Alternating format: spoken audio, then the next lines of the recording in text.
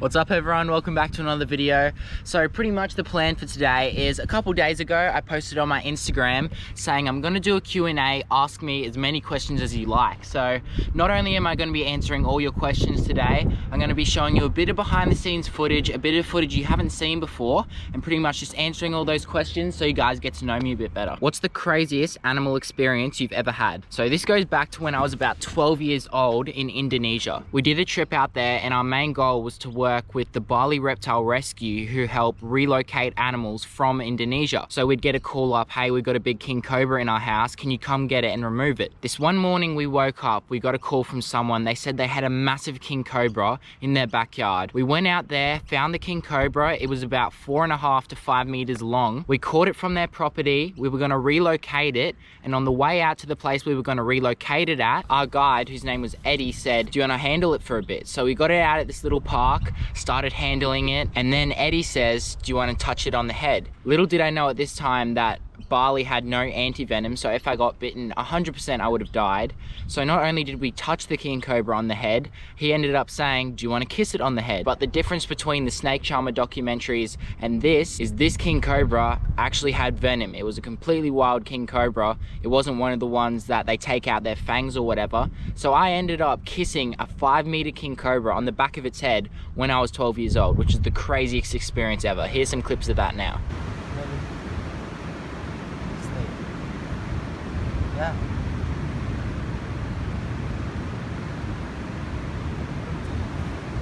Yeah, stay. Yeah.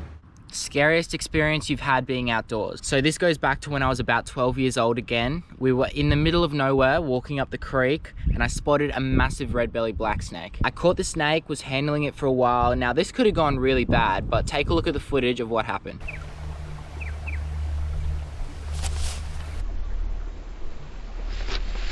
There was no service there either, so it would have been a bit of a bad situation, but didn't get bitten, so she'll be right. Are you ever afraid of getting in the water with bull sharks? Honestly, I should be more afraid. You guys seen me jump on them out of trees and everything. Biggest fish or shark you've ever caught? So this goes back to about 2 years ago now. We did a trip over to Fraser Island where we went shark fishing with Team Mad Mullet. Our goal was to tag and release sharks for Bond University. So I'll roll you some clips now, and this was the most hectic trip I've ever been on. So at the moment we've double hooked up. I'm really hoping we can land this shark.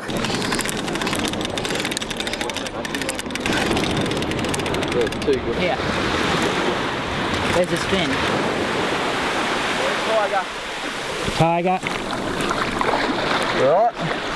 10'4".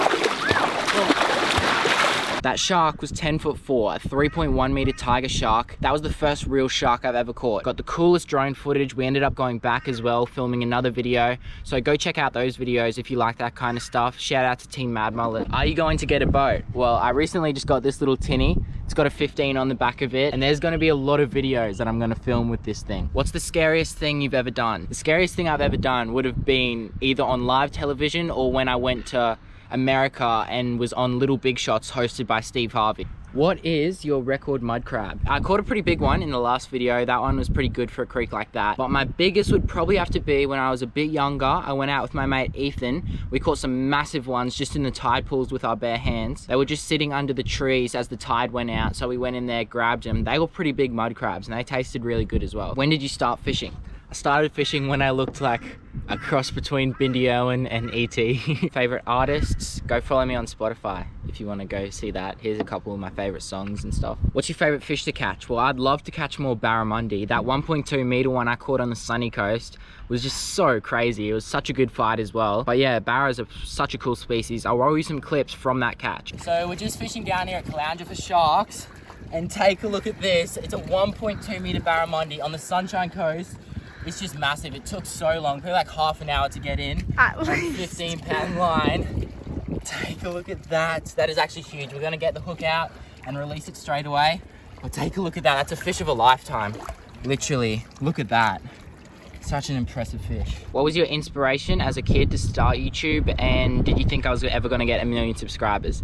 Never did I think I was gonna get 1 million subscribers. I didn't think I was gonna get 10,000 subscribers. I was inspired by Steve Irwin as a kid, And then as I started my YouTube channel, I found this guy called Andrew Eucles, watching all Steve Irwin documentaries and Andrew Eucles' old videos of catching animals in Australia. If you like this whole outdoors kind of stuff, you should go over to his channel and check out all his old videos. What are your hopes and plans for the future? Well, this year I'm just happy to film videos. I'm gonna launch some merch soon, and my side brand, right, is like the future is nature. That's gonna be a line of my merch. A percentage of each shirt or hat or whatever I sell is gonna go towards raising awareness for a certain animal. So whether that is koalas, pangolins, or an endangered species of animal like rhino or whatever, I'm gonna use that money to raise awareness for that species. That's a big thing that I wanna push towards the end of this year and start of next year. One question that I get a lot is how and why did I start my YouTube channel? So I started it when I was about 12 years old, and I just was posting videos for my friends to see. Because I'd go up the creek, I'd say, hey, I caught a turtle or I caught a snake, and they were like, oh, you should film it, post it on YouTube. So I did, started up my channel, and then I posted a video of me catching a massive freshwater eel in a creek. It took off, went viral.